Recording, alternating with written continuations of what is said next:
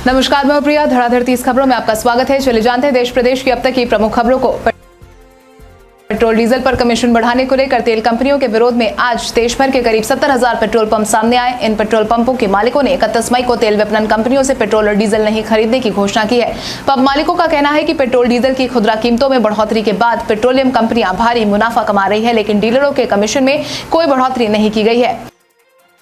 हिमाचल प्रदेश में शिमला में पीएम मोदी ने कहा कि आज भारत मजबूरी में दोस्ती का हाथ नहीं बढ़ाता, आज भारत मदद के लिए हाथ बढ़ाता है। रिकॉर्ड निवेश एक्सपोर्ट हो रहे हैं। अपनी सरकार के 8 साल पूरे होने पर प्रधानमंत्री नरेंद्र मोदी ने हिमाचल प्रदेश की राजधानी शिमला में रोड शो किया और कई विकास परियोजनाओं के उद्घाटन के साथ साथ एक विशाल जनसभा को भी संबोधित किया। भारत और पाकिस्तान के स्थायी सिंधु आयोग को 2 दिनों की सालाना बैठक मंगलवार को अंतिम दौर में समाप्त हुई।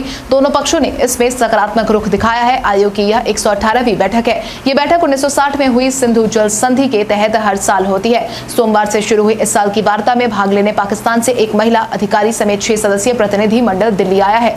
दोनों देश इस वार्ता को अनिवार्य मानते हैं, इसलिए मौजूदा गतिरोध के बावजूद ये ठप होने से बच गई। देश में कोरोना मामलों में एक दिन बाद फिर से गिरावट देखने को मिली है। कई दिनों से कोरोना के नए मामलों में एक ही ग्राफ देखने को मिल रहा है। स्वास्थ्य मंत्रालय के अनुसार बीते 24 घंटे में 2706 नए कोरोना केस सामने आए हैं। हालांकि एक्टिव मामलों में इजाफा देखने को जरूर मिला है। एक्टिव केस अब 17,698 पर पहुंच गई है। प्रधानमंत्री नरेंद्र मोदी के शिमला में रोड शो के दौरान सड़क किनारे खड़े लोगों ने फूल की बारिश की। हालांकि प्रधानमंत्री सुरक्षा कारणों से खुली गाड़ी में सवार नहीं हुए। गाड़ी के अंदर बैठकर ही पीएम नरेंद्र मोदी ने लोगों का अभिवादन स्वीकार किया। सीटीओ चौक से नरेंद्र मोदी का रोड शो शुरू हुआ। सुरक्षाकर्मी वाहन के चलते साथ देखे गए और लोगों ने फूल बरसाकर नरेंद्र मोदी का स्वागत किया। कद्दावर नेता और Jammu Kashmir national panthers party के संस्थापक और वरिष्ठ नेता भीम सिंह का जम्मू में निधन हो गया। उन्होंने आज सुबह जम्मू में अंतिम सांस ली है। 80 साल के भीम सिंह काफी समय से बीमार चल रहे थे। जम्मू कश्मीर के नेता सज्जाद लोन ने भीम सिंह की मौत पर दुख व्यक्त किया है और सज्जाद ने ट्वीट में लिखा कि एक व्यक्ति जिसके कई रोल है, कालातीत, निस्वार्थ और एक धर्म योद्धा, वो मेरे पिता के सहयोगी और मित्र थे।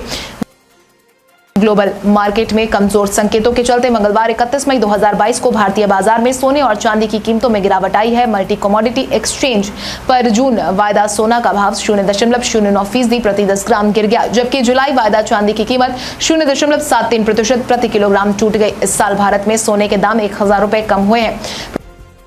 प्रधानमंत्री नरेंद्र मोदी की मंगलवार को गरीब कल्याण सम्मेलन नामक कल्याणकारी योजनाओं के लाभार्थियों के साथ बातचीत का प्रसारण त्रिपुरा के 3 जिलों में नहीं किया जाएगा, क्योंकि वहां चुनाव आदर्श आचार संहिता लागू है। 4 विधानसभा सीट अगरतला टाउन, बारदोबाली, सुरमा और जुबराजनगर विधानसभा सीटों पर उपचुनाव 23 जून को होंगे। केंद्रीय कर्मचारियों के लिए बहुत ही जरूरी खबर है। केंद्र सरकार ने केंद्रीय कर्मचारियों और पेंशनर्स के 18 महीने के फंसे डीए एरियर को लेकर बड़ी जानकारी दी है। केंद्र सरकार ने केंद्रीय कर्मचारियों और पेंशनर्स के अटके हुए डीए एरियर को लेकर एक बार फिर से अपना पक्ष साफ किया है। केंद्र सरकार ने एक बार फिर से साफ और स्पष्ट कहा कि जनवरी 2020 से लेकर जून 2021 तक के बीच में रुके हुए डीए के एरियर पर कोई विचार नहीं किया गया है। भारत और साउथ अफ्रीका के बीच 5 मैचों की T20 सीरीज का 9 जून से आगाज होगा, जिसके लिए भारतीय टीम 5 जून को दिल्ली में इकट्ठा होगी। वहीं मेहमान साउथ अफ्रीका 2 जून को भारत पहुंचेगी। सीरीज का पहला मैच 9 जून को दिल्ली के अरुण जेटली क्रिकेट स्टेडियम में खेला जाएगा। गलवान झड़प हो या फिर डोकलाम विवाद, हम हर वक्त भारतीयों का गुस्सा चीन के खिलाफ ही फूटता है, लेकिन हम इस सच्चाई से भी मुंह नहीं मोड़ पाते हैं कि भारतीय सीमा में घुसपैठ करने वाला और पाकिस्तान को शह देने वाला चीन ही हमारा सबसे बड़ा ट्रेड पार्टनर है। दिल्ली के मंत्री सत्येंद्र जैन की गिरफ्तारी भले ही अब हुई हो, लेकिन मुख्यमंत्री अरविंद केजरीवाल ने यह आशंका 22 जनवरी को ही जता दी थी। उन्होंने डिजिटल प्रेस वार्ता में कहा था कि सूत्रों से जानकारी मिली है कि केंद्र सरकार सत्येंद्र जैन को गिरफ्तार करना चाहती है। 5 राज्यों में चुनाव को देखते हुए जांच एजेंसियां सक्रिय है और पंजाब चुनाव के मतदान के कुछ समय बाद केंद्र सरकार सत्येंद्र जैन को गिरफ्तार करवा सकती है। पटना के कच्ची दरगाह से अनीसाबाद के बीच एलिवेटेड सड़क का निर्माण कराया जाएगा। बिहार की यह सबसे बड़ी एलिवेटेड सड़क होगी। 4 लेन में बनने वाली यह सड़क 15 किलोमीटर की होगी। पथ निर्माण मंत्री नितिन नवीन ने सोमवार को सड़क परियोजनाओं की समीक्षा बैठक की। इस बैठक के बाद यह जानकारी दी गई है। इस परियोजना में केंद्र में यह है कि इस स्ट्रेच में ट्रैफिक का बड़ा बोझ है और सर्वे के अनुसार एक दिन में 12,000 से 15,000 वाहन इस रास्ते से गुजरते हैं। महाराष्ट्र के पूर्व गृह मंत्री अनिल देशमुख को राहत मिली है। सुप्रीम कोर्ट ने मंगलवार को कहा है कि अनिल देशमुख बॉम्बे हाईकोर्ट में जमानत याचिका पर जल्द ही सुनवाई के लिए अर्जी दाखिल कर सकते हैं।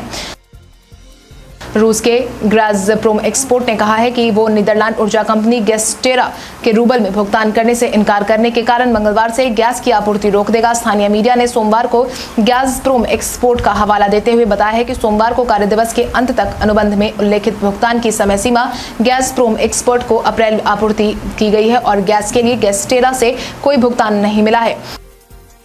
पीएम मोदी ने 30 मई को वीडियो कॉन्फ्रेंसिंग के जरिए कोरोना काल में माता पिता को खो चुके बच्चों के लिए पीएम केयर्स योजना के तहत लाभ की जानकारी दी है। इस कार्यक्रम में भागलपुर जिले के सुल्तानगंज से एक और नगर निगम क्षेत्र के मुंदीचक के 2 अनाथ हो चुके बच्चे शामिल हुए हैं। प्रधानमंत्री नरेंद्र मोदी ने बच्चों से बात करते हुए कहा है कि बच्चों को जब भी कोई मानसिक रूप से परेशानी हो वो संवाद हेल्पलाइन पर बात कर सकते हैं। उनकी परेशानी को मनोवैज्ञानिक विशेषज्ञ दूर करेंगे।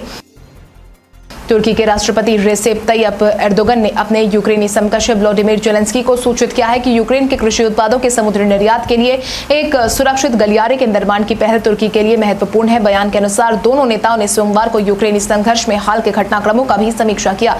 रिपोर्ट के अनुसार तुर्की के राष्ट्रपति रेसेप तैयप एर्दोगन ने हाल कहा है कि उनके देश ने यूक्रेन और रूस के बीच बातचीत जारी रखने के लिए हर संभव प्रयास किए हैं और उनकी सरकार मध्यस्थता सहित हर संभव सहायता की पेशकश करने के लिए तैयार है।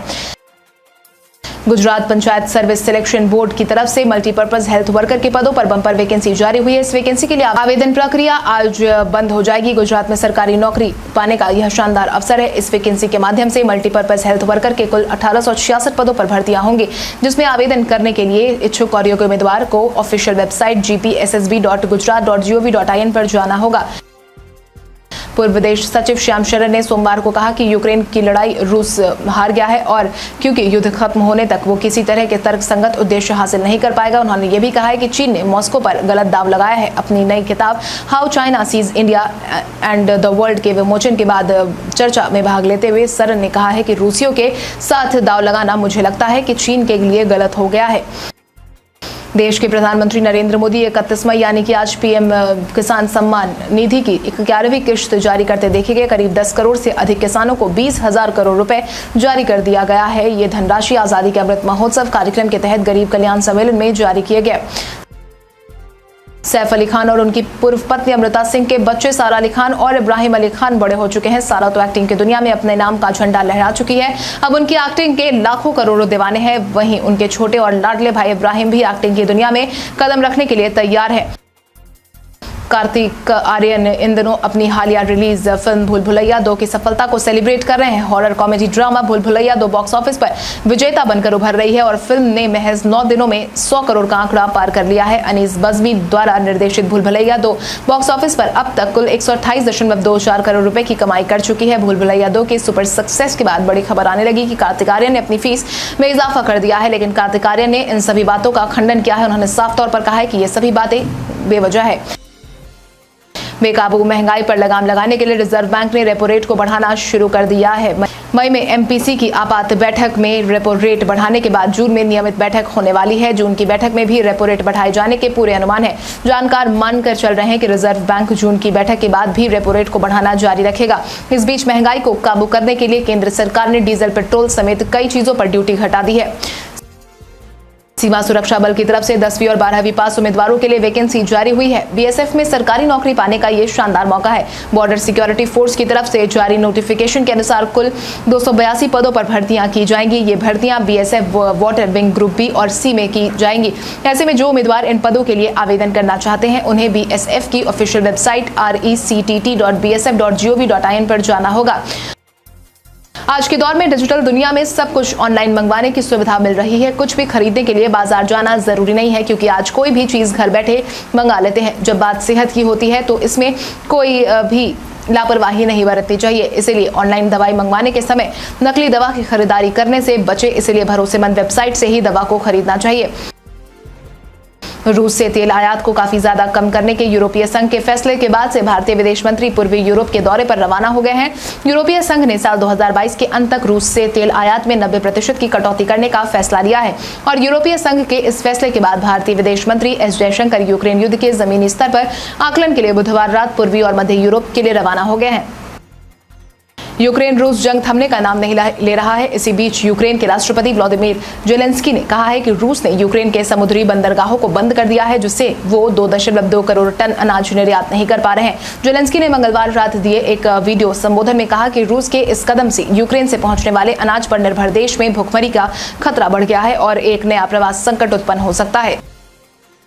कोरोना महामारी से अभी पीछा छूटा ही नहीं कि नई बीमारी का प्रकोप दुनिया में शुरू हो गया है। इस नई बीमारी का नाम है मंकी पॉक्स। पिछले कुछ दिनों से दुनिया के कई देशों में नई बीमारी मंकी पॉक्स के मामले सामने आ रहे हैं। कोरोना संक्रमण महामारी के बाद मंकी पॉक्स के मामले में बढ़त देखते हुए इसे ही अगली महामारी होने की आशंका जताई जा रही है। हालांकि विश्व स्वास्थ्य संगठन ने ऐसा मानने से इनकार कर दिया है। देश में जारी आर्थिक संकट के बीच श्रीलंका भारत के साथ ईंधन आयात के लिए 500 मिलियन अमेरिकी डॉलर की एक और क्रेडिट लाइन के लिए बातचीत कर रहा है। डेली मिरर की रिपोर्ट के अनुसार इस मुद्दे पर तब चर्चा हुई जब भारत में श्रीलंका के उच्चायुक्त मिलिंडा मोरोगोडा ने पिछले हफ्ते भारतीय वित्त मंत्री निर्मला सीतारमण से मुलाकात की।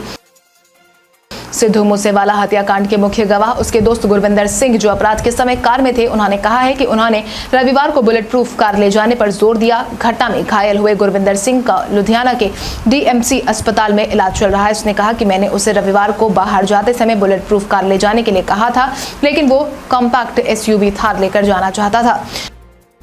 कल हमारे द्वारा पूछे गए सवाल का जवाब आप में से बहुत सारे यूजर ने हमें कमेंट करके दिया था, उसके लिए आपका बहुत बहुत धन्यवाद। आप में से जिन यूजर ने हमारे सवालों का सही जवाब दिया है उनके नाम है गुप्ता राजू, कुमार रॉय, IM वजाहट, राजकुमार प्रसाद, कल्याणी चौधरी, ओम प्रकाश कुमार, पम्मी यादव, बिंटी यादव, आलोक कुमार, राहुल कुमार, कुणाल कुमार। आप इसी तरह हमारे सवालों का जवाब देते रहे। हम हर दिन वीडियो के अंत में आपका नाम लेने की पूरी कोशिश करेंगे। तो चलिए बढ़ते हैं आज के सवाल की ओर। आज का सवाल कुछ इस प्रकार है।